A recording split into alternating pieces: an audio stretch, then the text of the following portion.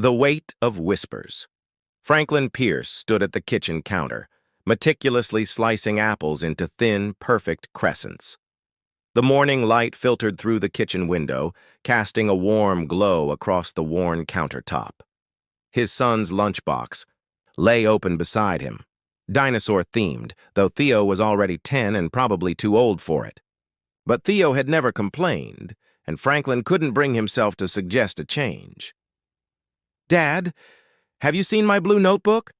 Theo called from upstairs, his voice cracking slightly, one of the many small changes Franklin had been noticing lately. "Check under your bed," Franklin replied, carefully arranging the apple slices in the lunchbox compartment. "And don't forget your science homework this time." Franklin heard the shuffling of papers and the triumphant "found it" that followed. He smiled to himself, a brief moment of peace in the constant whirlwind of single parenthood. 3 years had passed since Vanessa's death.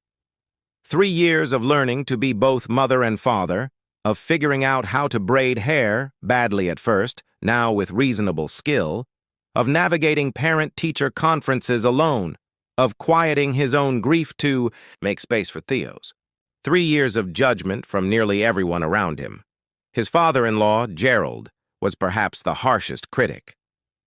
"The boy needs a firm hand," he'd say during his monthly visits, eyeing Franklin with thinly veiled disappointment.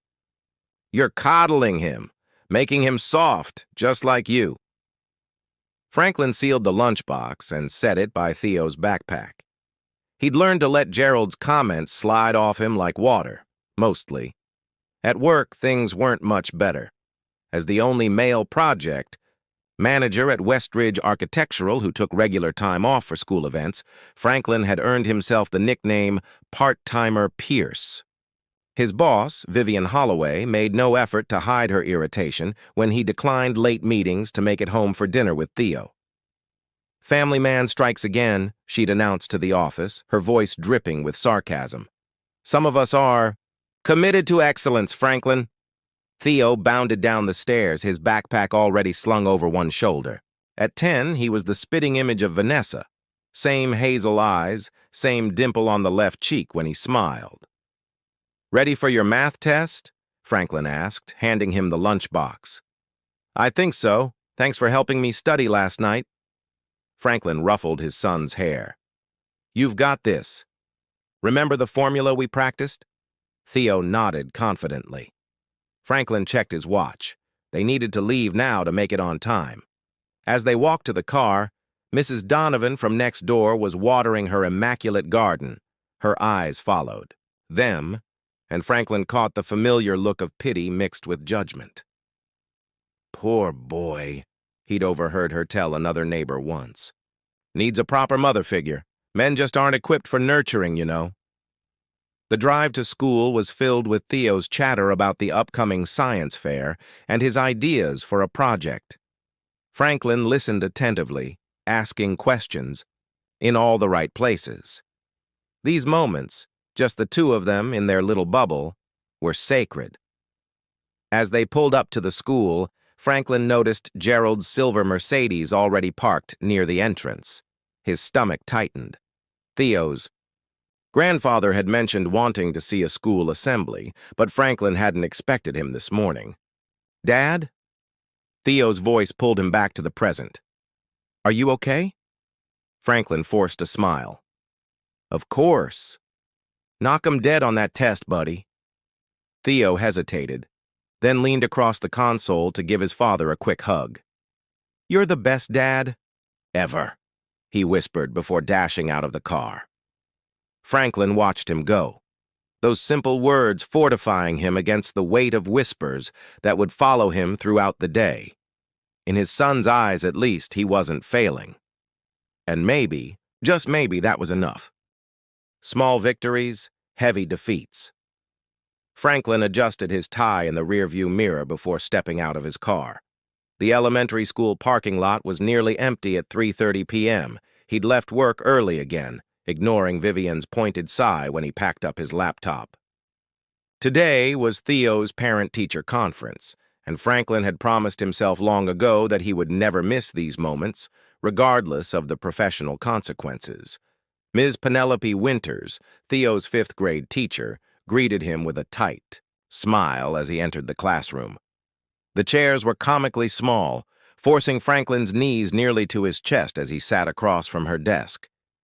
"Mr. Pierce, thank you for coming," she began, shuffling through a folder of papers. "Theo is certainly creative."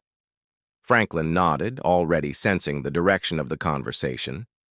"He's always had a vivid imagination. Perhaps too vivid," Ms. Winters replied, sliding a math worksheet across the desk. "He's been drawing elaborate stories in the margins instead of completing his work. And when I asked him why, he said you told him it was okay to think outside the box." The accusation in her tone was unmistakable. Franklin examined the paper. Theo had indeed transformed the border into an intricate space adventure, complete with dialogue bubbles and tiny detailed spaceships.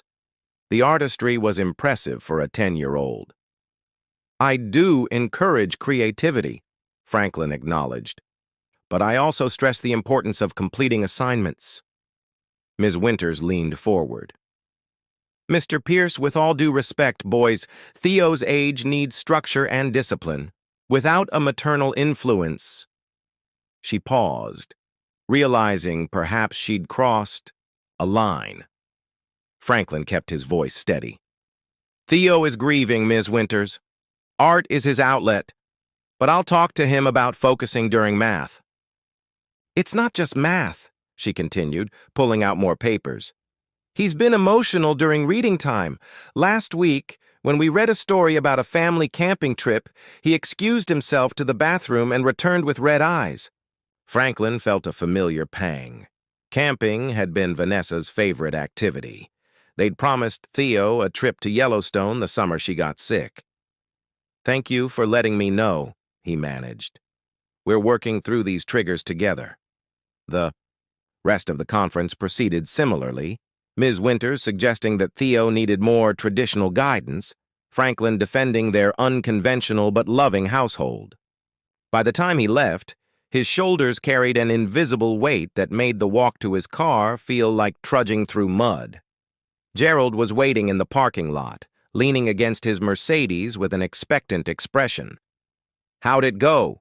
he asked, though his tone suggested he already knew. "Fine," Franklin replied, not breaking stride. "Theo's doing well academically." Gerald fell into step beside him. "That's not what I heard from Penelope. We play bridge together, you know." Of course, they did. Franklin suppressed a sigh. "She thinks the boy needs discipline," Gerald continued. "Structure, things he's not getting at home." Franklin stopped walking. "He has structure, Gerald, and love, and support." "He needs a mother," Gerald said flatly. "Vanessa would want—" "Don't," Franklin cut him off, a rare edge in his voice. "Don't tell me what she would want." An uncomfortable silence fell between them, 3 years of unspoken grief hanging in the air. "Dinner on Sunday?" Gerald finally asked, a peace offering of sorts. Franklin nodded. "We'll be there." The victory of standing his ground with Gerald was short-lived. When Franklin arrived at aftercare to pick up Theo, he found his son sitting alone, knees pulled to his chest, while other children played nearby. "Hey, buddy," Franklin said softly, crouching beside him. "Everything okay?" Theo looked up, relief washing over his face. "Dad, you're early." "I promised I would be." Franklin noticed a small tear in Theo's shirt sleeve. "What happened there?" Theo's eyes dropped. "Jackson said I was a baby because I cried during the movie at lunch. When I told him to stop, he pushed me." Franklin's jaw tightened. "Did you tell Mrs. Rodriguez?" Theo shook his head. "Jackson said only girls tell on people." He hesitated.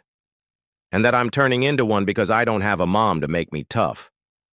The words hit Franklin like a physical blow.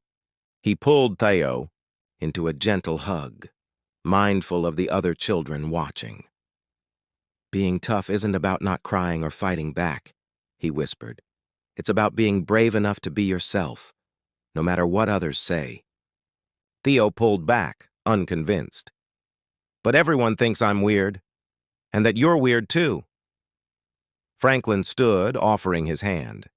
Then we'll be weird together. How about ice cream before dinner? A small smile broke through Theo's clouded expression. With sprinkles? Double sprinkles, Franklin promised, leading him toward the exit. In the car, while Theo chattered about a science experiment involving baking soda volcanoes, Franklin caught his own reflection in the mirror. The man looking back seemed perpetually tired, perpetually doubting.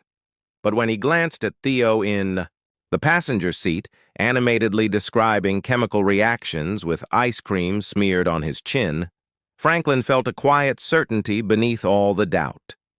They might not fit the world's definition of normal, but in these small moments of connection, they were exactly as they needed to be. The breaking point. The Saturday morning of Theo's soccer game dawned bright and unseasonably warm for October. Franklin kneeled on the sidelines, adjusting Theo's shin guards, while the rest of the Westridge Elementary Wildcats warmed up with their coach, a boisterous man named Patrick Donovan, who happened to be Mrs. Donovan's son. "Remember, it doesn't matter if you win," Franklin said, tightening the strap on Theo's left guard. "Just have fun out there." Theo's face scrunched in concentration. "But I want to score a goal today, for Mom." Franklin's hands paused. Theo rarely mentioned Vanessa unprompted. "She'd be proud of you no matter what, buddy." "I know," Theo replied, bouncing slightly on his toes. "But she always said I had her soccer genes." Franklin smiled, remembering Vanessa's college soccer trophies that still sat on their mantel. "That you do." Coach Donovan blew his whistle, calling the team to huddle. Theo ran off with a quick wave, leaving Franklin to join the cluster of parents setting up chairs along the sideline. He unfolded his weathered camping chair slightly apart from the others, having grown accustomed to the invisible barrier that seemed to exist between him and the other parents, mostly mothers who organized carpools and team snacks with military precision, and fathers who appeared only occasionally, usually engrossed in their phones. "Pierce! Didn't expect to see you here." Franklin turned to find Richard Blackwood, Vivian's husband and father to Jackson, the same boy who had pushed Theo at aftercare. Richard was Westridge Architectural's most valued client, a fact Vivian never let Franklin forget. "I never miss Theo's games," Franklin replied evenly. Richard dropped into the empty chair beside Franklin's without invitation. "Admirable. Most men would have handed off these Saturday morning duties to a new wife by now." He gestured toward the field where the boys were starting their first quarter. "Jackson's been playing since he was 4. Kid's a natural athlete." As if on cue, Jackson intercepted the ball from a smaller player and charged down the field. "Good. Genes," Richard continued. "His mother was a gymnast, you know. Athletic ability runs in families." Franklin nodded politely, keeping his eyes fixed on Theo, who was running determinedly after the ball, despite rarely getting past to. "Listen," Richard lowered his voice. "Vivian mentioned you've been leaving early on Thursdays. If it's for these soccer practices, I'm sure we could work something out. Maybe hire someone to bring the boy? It's what we did when Caroline was traveling for competitions." "I appreciate the suggestion," Franklin said, still watching Theo. "But I'm managing." "Fine," Richard shrugged. "Just trying to help. It's rough on kids from broken homes. They need stability." Franklin's jaw tightened. "Our home isn't broken, it's just different." Sure," Richard backpedaled unconvincingly. "No offense meant." On the field, the opposing team scored, eliciting groans from the Westridge parents. The play reset, and this time, by some miracle, the ball rolled directly to Theo's feet. The boy hesitated for a split second before dribbling forward, his face a mask of determination. "Go, Theo!" Franklin called, standing up. "You've got this." Theo advanced toward the goal, maneuvering past one defender, then another. The parents around Franklin were suddenly paying attention, their conversations paused. "Pass it to Jackson!" Richard shouted. "Jackson's open!" But Theo continued his charge, the goal in sight. Just as he pulled his leg back to shoot, Jackson appeared from the side, stealing the ball and taking the shot himself. The ball soared into the net, and the Westridge sideline erupted in cheers. All except Franklin, who watched as Theo's shoulders slumped in defeat. "That's my boy!" Richard bellowed, pumping his fist. "Did you see that hustle? That's what I'm talking about!" Coach Donovan high-fived Jackson while the other players gathered around him. Theo stood alone at the edge of the celebration, blinking rapidly in a way that Franklin recognized as his son fighting tears. At halftime, Franklin met Theo with a water bottle and an encouraging smile. "You were doing great out there." Theo took a long drink before responding. "Jackson said I was too slow. That's why he took the ball." "You weren't too slow. You created that opportunity." "But Coach told everyone that Jackson showed real initiative and winning spirit."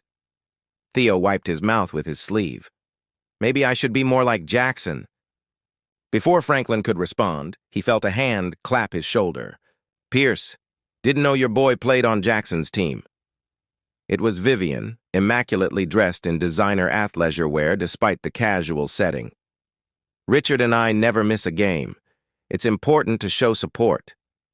The implication hung in the air that Franklin's commitment to his son was somehow lesser than theirs, despite his perfect attendance record at every school function.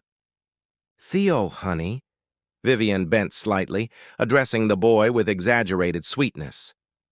"Jackson says you're quite the artist. Perhaps that's more your strength than athletics?" Theo's eyes dropped to his cleats. "I like soccer, too." "Of course. You do, sweetie. Everyone likes to play." She straightened, speaking to Franklin now. "But it's good to guide children toward their natural talents, isn't it? Not everyone is born a leader." Franklin felt something snap inside him, a thread that had been stretched thin for 3 years finally breaking. "Theo, go get some orange. Slices with the team. I need to speak with Miss Holloway privately." Once Theo was out of earshot, Franklin turned to Vivian. "My son is not less than yours," he said, his voice dangerously quiet. "He's kind. He's creative. He includes everyone. And if that's not valued on this field or in your office, then perhaps we're in the wrong places." Vivian's perfectly shaped eyebrows shot up. "Franklin, I was merely suggesting—" "I know exactly what you were suggesting," he interrupted. "The same thing everyone has been suggesting for 3 years. That I'm failing him. That he's lacking something essential because his mother died. And I'm not forcing him to be someone he's not." A small crowd of parents had gathered now, Richard among them, watching the confrontation with undisguised interest. "You're being ridiculous," Vivian hissed. "And unprofessional." Franklin laughed bitterly. "Unprofessional? Like scheduling client meetings at 6 p.m. knowing I need to pick up my son? Like making comments about my part-time commitment when I've never missed a deadline?" The whistle blew, signaling the players to return to the field. Franklin spotted Theo watching him anxiously from the sideline. "Excuse me," he said to Vivian. "My son needs me." As he walked away, he heard Richard mutter, "Always was too emotional for his own good." Franklin knelt before Theo, forcing a smile. "Second half, new chances. Remember what your mom used to say about soccer?" Theo's face brightened slightly. "It's not about the goals you score, but how you play the game." "Exactly." Franklin gave Theo's shoulder a gentle squeeze. "And you, Theo Pierce, play with heart. That's what matters." As Theo ran back onto the field, Franklin remained kneeling, suddenly aware of the weight he'd been carrying. For 3 years, he'd absorbed every criticism, every judgment, trying to be both parents while doubting every decision. For what? To please people who would never see his quiet dedication as strength? For the first time since Vanessa's death, Franklin allowed himself to consider that perhaps, just perhaps, he wasn't the one who needed to change. Theo's truth. The annual Westridge Community Harvest Festival transformed the elementary school gymnasium into a patchwork of autumn colors. Paper leaves in vibrant oranges and reds hung from the ceiling, while hay bales and carved pumpkins created a rustic atmosphere that smelled of cinnamon and apple cider. Franklin stood near the refreshment table, nursing a cup of lukewarm cider and watching Theo across the room. His son was helping younger children with the arts and crafts station, patiently showing a kindergartner how to trace her hand to make a turkey. The confrontation at the soccer field 3 weeks ago had changed something in both of them. Franklin had become more resolute in his parenting approach, and Theo seemed to be finding his own quiet confidence. He's good with the little ones. Franklin turned to find Olivia Bennett, the school librarian, beside him. Her presence was unexpected. They'd spoken only briefly during library volunteer days, but she'd always treated him with a warmth that stood out against the backdrop of judgment he usually encountered. "He is," Franklin agreed, watching as Theo helped a little boy untangle yarn for his craft project. "He's always been empathetic." "Like his father," Olivia remarked, her eyes crinkling with a gentle smile. She was holding a stack of programs for the evening's presentations. "I heard about what happened at the soccer game."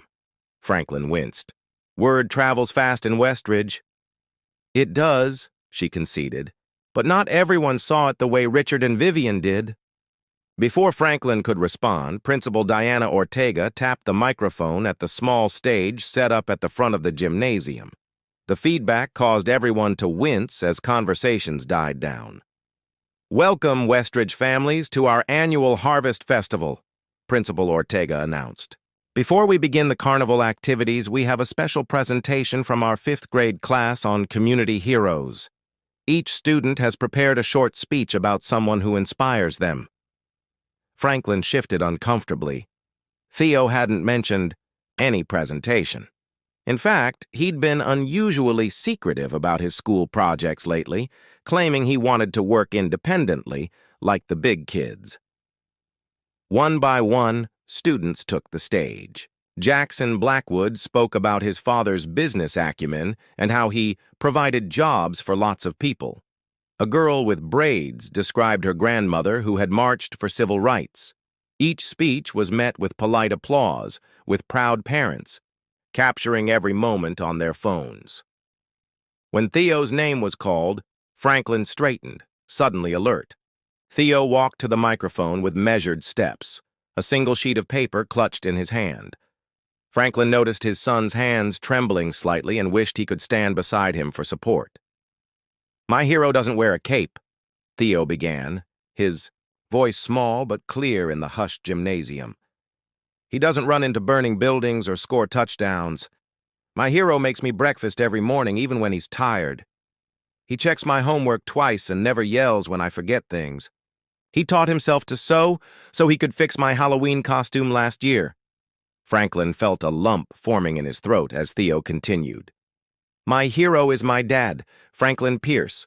3 years ago, my mom died from cancer. Everyone told my dad he wasn't strong enough to raise me by himself. They said he was too soft, too emotional, too weak." A murmur rippled through the audience. Franklin spotted Gerald shifting uncomfortably in his seat near the front. Ms. Winters was staring at her program, refusing to meet anyone's eyes. "But they don't see what I see," Theo continued, his voice growing stronger. "They don't see him, working late after I go to bed, or crying in the bathroom when he thinks I can't hear him. They don't know that he keeps all of Mom's favorite books even though they make him sad. Because he reads them to me so I won't forget her voice." The gymnasium had fallen completely silent. Franklin felt tears welling in his eyes, but made no move to wipe them away. "My dad taught me that being strong doesn't mean you never cry or that you always win. It means you keep trying even when things are hard. It means you're brave enough to be kind when others aren't kind to you." Theo looked directly at Franklin now, a smile breaking across his face. "My dad is the strongest person I know, not because he can lift heavy things, but because he carries our sadness and our happiness at the same time, and he never puts either one down." Theo folded his paper carefully. "That's why my dad is my hero." because real strength is love that doesn't give up. Thank you. For a moment, no one moved. Then Olivia began to applaud, the sound echoing in the silent gymnasium. One by one, others joined in until the applause swelled to fill the room. Franklin saw Gerald stand, clapping with unexpected vigor. Even Vivian, seated beside Richard, near the front, was applauding, though her expression remained unreadable. As Theo returned to his seat, Franklin felt Olivia's hand on his arm. "Breathe," she reminded him gently, and only then did he realize he'd been holding his breath. The remaining presentations passed in a blur. When the formal program ended, Franklin made his way through the crowd toward his son, receiving nods of acknowledgement and even a few smiles from parents who had previously avoided his gaze. He found Theo surrounded by classmates, including, surprisingly, Jackson, who was asking Theo about his presentation with what appeared to be genuine curiosity. "Dad!" Theo broke away from the group when he spotted Franklin. "Did you like my speech?" Franklin kneeled down, bringing himself to Theo's eye level. "It was perfect," he said, his voice thick with emotion. "But why didn't you tell me about it?" Theo shrugged, suddenly shy. "I wanted it to be a surprise and—" He lowered his voice. "I was afraid you might say no because you don't like attention." Franklin pulled his son into a hug, caring little about who might be watching. "I'm so proud of you," he whispered. So proud. Over Theo's shoulder, Franklin noticed a small crowd forming nearby. Gerald approached first, his usual stern expression softened by something that looked almost like respect. "That was quite a speech," Gerald said. "The boy has Vanessa's gift with words." "And his father's heart," Olivia added, joining them with 2 fresh cups of cider. Ms. Winters appeared next, looking somewhat chastened. "Mr. Pierce, I'd like to speak with you about Theo's creative writing project. It seems I may have underestimated his perspective." One by one, members of the community who had once whispered behind Franklin's back now approached with congratulations, questions about Theo's interests, offers of playdates. The invisible barrier that had separated them for 3 years seemed to be dissolving, not completely, but enough to let in air and light. As the evening progressed, Franklin watched Theo move through the festival activities with a new confidence, laughing with classmates who had previously excluded him. Something fundamental had shifted, not just in how others saw them, but in how they saw themselves. For the first time in 3 years, Franklin felt the weight of whispers lifting from his shoulders, replaced by the clear, honest voice of his son. Strength redefined. The first snowfall of winter transformed Westridge into a postcard-perfect scene, with white-capped rooftops and crystalline tree branches glistening under the December sun. Franklin stood at the kitchen window, watching as fat flakes drifted down from a pearl-gray sky, accumulating on the bird feeder Theo had built during their weekend Dad and Me workshop at the community center. 6 weeks had passed since the Harvest Festival, 6 weeks of subtle but unmistakable changes. The transformation wasn't dramatic. No one had rolled out a red carpet or issued formal apologies for years of judgment. But the shift was real nonetheless. Small kindnesses had begun to accumulate like the snowflakes outside. Invitations to dinner from school families, offers to include Theo in carpools, nods of recognition from other parents at school events. Franklin sipped his coffee, savoring the rare quiet of a Saturday morning. Theo was still asleep upstairs, exhausted from his first late-night sleepover at a classmate's house. Not Jackson's. That bridge was still under construction, but Oliver Kent's, a quiet boy who shared Theo's passion for astronomy. The invitation had come naturally, without the awkward pity that had colored previous social overtures. The doorbell rang, interrupting Franklin's reflections. He opened the door to find Gerald standing on the porch, snowflakes dusting his shoulders, holding what appeared to be a photo album. Morning, Franklin, Gerald said, stamping snow from his boots. Hope I'm not intruding.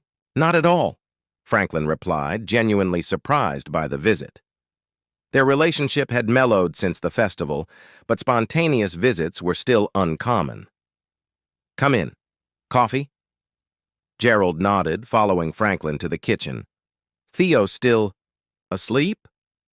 Sleepover at Oliver's last night. First time he stayed out till midnight. A smile ghosted across Gerald's face.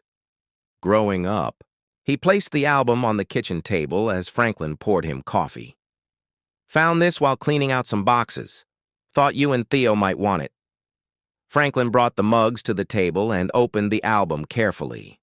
The first page showed Vanessa at perhaps 16, her soccer uniform muddy, a gold medal around her neck, her smile triumphant. Regional championships, Gerald explained. The coach wanted to pull her out when she twisted her ankle in the first half. She refused, scored the winning goal in overtime. Franklin turned the pages slowly. Vanessa's high school graduation, college soccer team, her master's degree ceremony, family vacations. I've never seen some of these. Gerald sipped his coffee. Vanessa got her stubbornness from her mother, but this... He tapped a finger on a photo of Vanessa with a bloody knee helping a fallen teammate up. This compassion? This was all her. Franklin paused at a particular photo. Vanessa heavily pregnant with Theo, painting the nursery ceiling with constellations, balanced precariously on a stepladder. I took that one, Gerald said softly. Came over to help with the nursery. Found her up there. Wouldn't come down until she'd finished Orion's belt. Said the baby was kicking every time she painted a star, like he was helping. The memory brought a smile to Franklin's face. That sounds like her. Gerald cleared his throat. I owe you an apology, Franklin. After we lost her, I was looking for someone to blame, for somewhere to put all this. He gestured vaguely. This anger. You were an easy target. Franklin nodded, understanding all too well the need to make sense of senseless loss. I thought strength meant never showing weakness, Gerald continued. It's how I raised Vanessa, how my father raised me.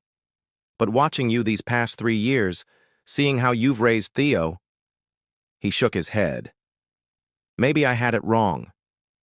Before Franklin could respond, footsteps thundered down the stairs, and Theo burst into the kitchen, still in his Space Academy pajamas. Grandpa, he exclaimed, spotting Gerald. You're here early. Thought we might need an early start, Gerald replied, his demeanor brightening. If your dad agrees, I'd like to take you both to cut down a Christmas tree today, like we used to do with your mom. Theo's eyes widened. Really? At Harper's farm, where Mom always picked the biggest one?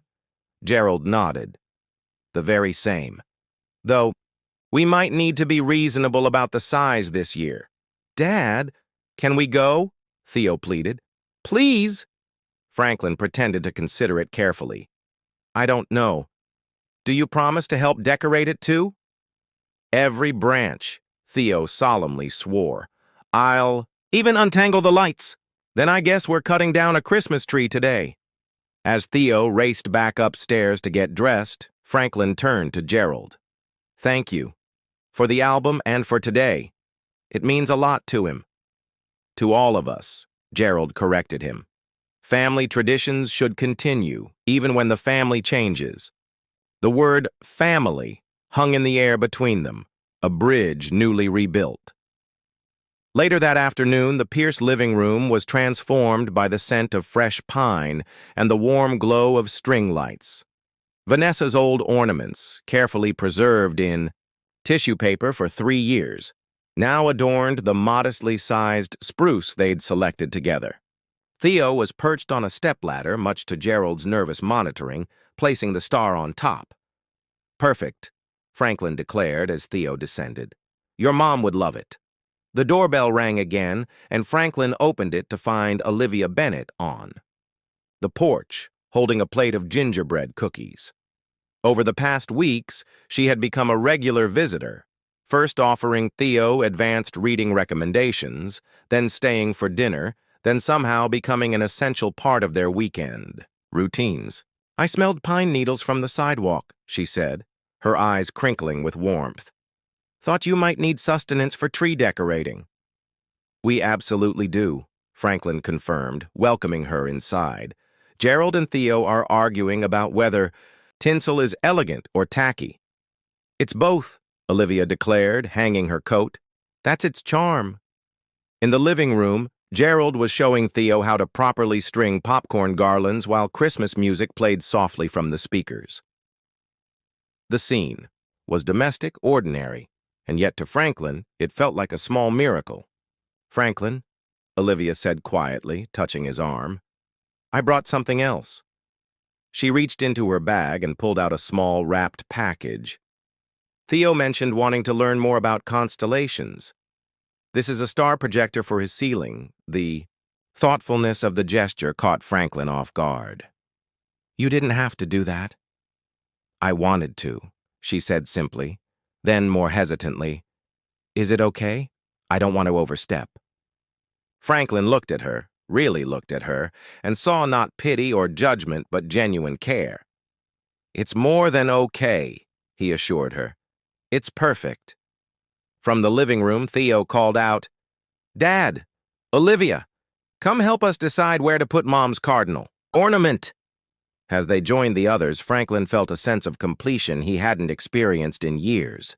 This wasn't the family he had planned, the life he had expected. It was messier, more complex, built from fragments of grief and joy and unexpected connections.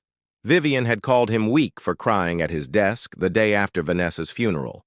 Richard had called him weak for leaving meetings to attend school functions. Ms. Winters had called him weak for allowing Theo's emotions to flow freely. The world had tried to convince him that strength meant rigidity, dominance, emotional restraint.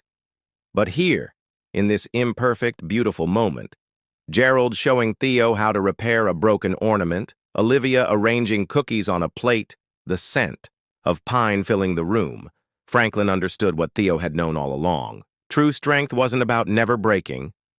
It was about how you pieced yourself back together. It wasn't about standing alone.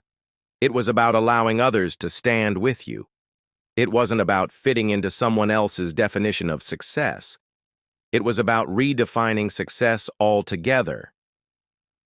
Theo carefully hung Vanessa's cardinal ornament on a prominent branch.